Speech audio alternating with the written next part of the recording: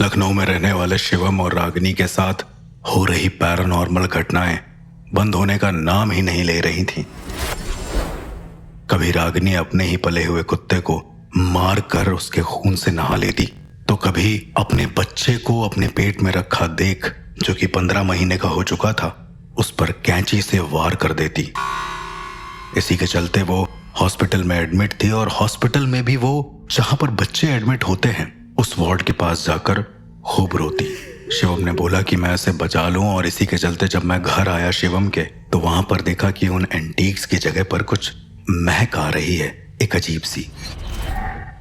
उसके बाद जब एक एंटीक के पास गया तो उसके अंदर मुझे मेरी ही तस्वीर मिली, पर अंग्रेजों के जमाने की। बड़ा अजीब था मेरे लिए, पहली बार मैं कुछ ऐसा देख रहा था। उस बॉक्स के ऊपर लिखा हुआ था आई कैन रीबर्थ। जब मैंने वो फोटो उठाई तो पहली बार मेरे कान में किसी ने आवाज दी कि यू कैन रीबर्थ। मैं समझ नहीं पा रहा था कि ये क्या हो रहा है, और मैंने उसी के साथ रखे चाकू को, जिस पर बालों का एक गुच्छा लिपटा हुआ था, उससे अपने बाएं हाथ को हल्का सा काट दिया। खून को पकड़ने लगा, लेकिन मैंने जैसे ही देखा कि मेरे गुरु ने मुझे चेता दिया है कि यहाँ पर कुछ गलत हो रहा है, मैंने तुरंत अपने होश संभाल लिए और देखा कि वो बॉक्स जोर जोर से बजने लगा। मैंने जब अपने दोस्त को पूछा कि ये सब क्या है, तो उसने एक यहूदी इंसान से बात करी। उसने कहा कि ये डिबुक है। डिबुक एक ऐसी ताकत होती है जो अपनी ऊर्जाओं को स्थानांतरित करती रहती है। एक तरीके का ऐसा इंसान या फिर एक तरीके की ऐसी आत्मा जो कर्स्ड होती है, और वो पीढ़ियों दर पीढ़ियों इंसान को परेशान करती है। इसका कभी भी कोई एक शिकार नहीं हो सकता। मैंने अपने दोस्त से कहा कि इसके बारे में जितनी डिटेल हो जाए मुझे बता दो। मेरे दोस्त ने डायरेक्ट उस इंसान से बात कराई जो इसके बारे में जानता था। कोई रबाई थे वो, शायद यहूदियों के शामन्स को रबाई कहते हैं। जब मैंने उनसे बात करी तो उन्होंने बताया कि ये बॉक्स शापित है। जहां जहां पर ये बॉक्स जाएगा, इसके साथ साथ वो मांस का टुकड़ा, वो चाकू और वो इंसान की तस्वीर अपने आप बन जाएगी जो इंसान इसे खोलेगा। और यदि किसी इंसान ने इसे खोला तो वो इंसान एटर्निटी के लिए इससे पोजेस हो जाएगा, तब तक जब तक डिबुक इसका पूरा खून ना ले ले। रबाई बताते हैं कि डिबुक अगर पूरी तरीके से जागरूक हो गया तो वो बॉक्स के अंदर से निकलकर इंसानों को उस दुनिया में ले जाएगा जहां पर वो रहता है, एक तरीके का ऐसा लोक जो खुद डिबुक के लिए मौजूद है। मैंने कहा कि ये किस तरह के इंसानों को पोजेस करता है, तो उसने कहा कि ये ऐसे इंसानों को पोजेस करता है जो पूरी तरीके से दिमागी रूप से बीमार हो या फिर एक प्रेग्नेंट महिला। मैं समझ नहीं पाया कि आखिरकार ये चल क्या रहा है। जब मैंने उनसे पूछा कि 15 साल का बच्चा कैसे हो सकता है, तो उन्होंने कहा कि वो बच्चे को निशाना बनाए हुए है। जैसे ही वो बच्चा बाहर आएगा, डिबुक एक शरीर से निकलकर दूसरे शरीर में प्रवेश कर लेगा। फोन काट देता हूं मैं। उनका नंबर मैंने इमरजेंसी के लिए रखा था। इसके बाद मैं हॉस्पिटल वापस शिवम के पास जाता हूं और उससे कहता हूं कि कैसा चल रहा है सब। शिवम कहता है कि वो शायद अपनी बीवी को बिल्कुल ना बचा पाए, क्योंकि वो दिन पे दिन उसकी तबीयत बिगड़ती जा रही है। उस दिन मैं हॉस्पिटल में रुकता हूं। मैं थोड़ा सा सो ही रहा था कि अचानक से कुछ खटपट की आवाज आती है कहीं से। मैं उठकर देखता हूं तो क्या देखता हूं कि शिवम अपनी बीवी के पास खड़ा है। शायद वो कुछ बात कर रहा होगा उससे, पर मैं और गौर से देखता हूं तो मैं क्या देखता हूं कि शिवम के हाथ में वही डिबुक वाला चाकू है जिससे वो अपनी बीवी को काटने जा रहा है।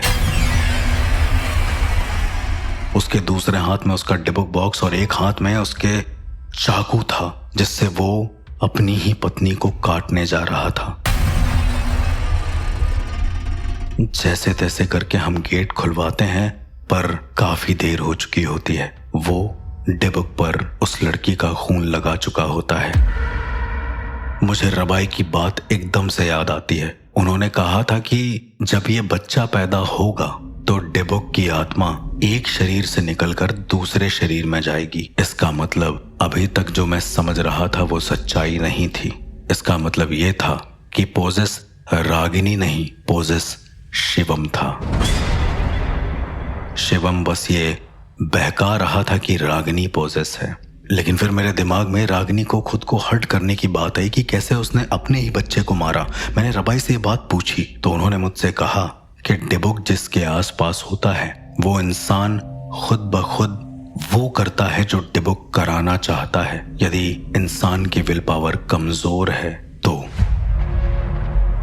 जब मैंने शिवम की पूरी हिस्ट्री पता करी तो मुझे पता चला कि शिवम मेंटली रूप से थोड़ा बीमार था। उसके घर में परेशानियों के चलते वो डिप्रेशन में आ गया था। स्टिल उसकी बीवी एंटीक पीसेस को उठाकर लेकर आई थी घर पे, और जब डिबुक ने यह पाया कि वो पूरी तरीके से बीमार है तो डिबुक ने उसे पोजेस कर लिया। अब डिबुक की एक मैं खास बात बताता हूं आपको। जैसे मैंने आपसे कहा कि ये ऊर्जाओं को स्थानांतरित करता है, मैंने जब उन रबाई से पूछा कि आखिरकार इसे कैसे सॉल्व करें, क्योंकि शिवम को हमने एक साथ सारे डॉक्टरों ने और कुछ लोगों ने मिलकर पकड़ लिया था। उस डिबुक पर चूंकि उस लड़की का खून लग चुका था, इसलिए रबाई की मदद लेनी बहुत जरूरी थी। तो उन्होंने कहा कि इसके लिए एक बड़ी विद्या करनी होगी, शव साधना का एक और रूप, एक ऐसा रूप जो शायद आपने पहले कभी परफॉर्म ना किया हो। जहां तक मुझे लग रहा था कि शव साधना एक ही तरीके से होती है, लेकिन फिर जब मैंने अपने गुरु से ध्यान साधा तो उन्होंने कहा कि इस तरह की आत्माएं जो पीढ़ी दर पीढ़ी किसी को पोजेस करती हैं, जो अपना एक घर बना लेती हैं और उसी घर के जरिए जहां जहां वो घर जाता है वो उसे पोजेस करती हैं, ऐसी आत्माओं को शव साधना के जरिए सही करा जा सकता है।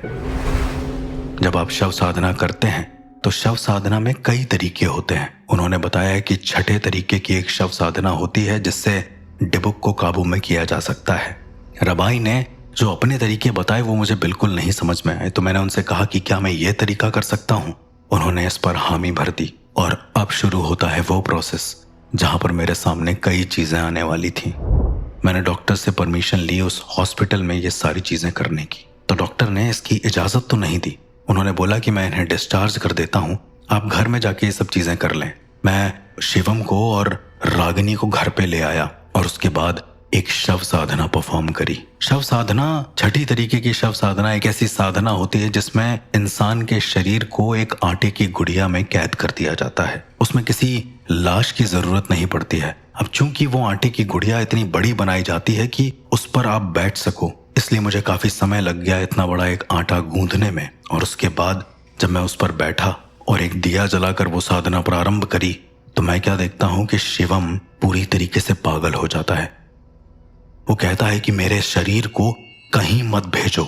जब मैं उससे पूछता हूं कि तुम्हारा नाम क्या है, वो मुझे अपना नाम बड़ा अजीब सा बताता है। वो कहता है कि मुझे पोजेस करना है लोगों को, मुझे मारना है लोगों को तब तक जब तक सारे लोग डिबुक नहीं बन जाते। जितनी देर में ये सब चीजें हो रही थी, मैं क्या देखता हूं कि मेरे बगल में लेटी रागिनी उठती है और अपने पेट में जोर जोर से मारने लगती है। लाइटें बहुत जोर से फ्लिकर होती हैं कि तभी अचानक से, अब ये मेरा हेलुसिनेशन था कि क्या था मुझे नहीं पता, रागिनी के पेट में जो बच्चा था वो उसके पेट से निकल जाता है। जरा सोचिए, मेरे सामने रागिनी खड़ी है और वो जोर जोर से अपने पेट पर मार रही है और उसके पेट से वो बच्चा एकदम से निकलकर जमीन में गिरता है, खून में लथपथ। पर जब मैं उस बच्चे की तरफ देखता हूं तो वो बच्चा पूरी तरीके से शैतान होता है। वो बच्चा एक आम इंसानों का बच्चा नहीं लग रहा होता है। मैं अपनी साधना कंटिन्यू करता हूं कि तभी अचानक से शिवम आकर मेरा गला पकड़ लेता है। मुझे अपने गुरु पर पूरा भरोसा था, इसलिए मैं इस साधना को कंटिन्यू रखता हूं। मेरी सांस नहीं आ रही थी लेकिन ये साधना कंटिन्यू थी। लाइट जैसे ही फ्लिकर होना बंद होती है, मैं क्या देखता हूं कि जैसे ही लाइट बंद होती है, शिवम अपना सर जिस आटे के बड़े से पुतले के ऊपर मैं बैठकर साधना कर रहा होता हूं उसमें डाल दिया होता है और रागिनी जमीन पर लेटी होती है उस बच्चे की लाश के साथ।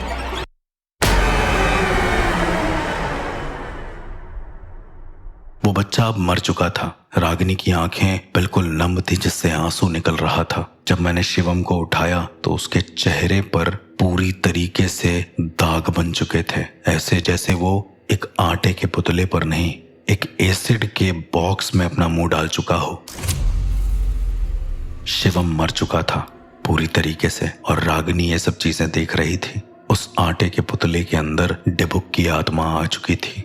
मैं वो डिबुक का बॉक्स उठा कर लाता हूँ और उस डिबुक के बॉक्स को आटे के पुतले के ऊपर रख के आटे को पूरी तरफ से बंद कर देता हूँ। रबाई के कहे मुताबिक उसको उठाकर एक एंटी डिबुक साइन बनाता हूँ और उसे ले जाकर दूर कहीं एक नदी में प्रवाहित कर देता हूँ। शिवम तो मर गया, लेकिन उसकी पत्नी रागिनी आज भी इस सदमे से बाहर नहीं आ पाई है। वो आज भी सोचती है कि उसका पति वापस आ जाए। अब से वो एंटीक पीसेस को घर में नहीं लाती। अगले दिन हमने शिवम की बॉडी का अंतिम संस्कार विधिवत किया।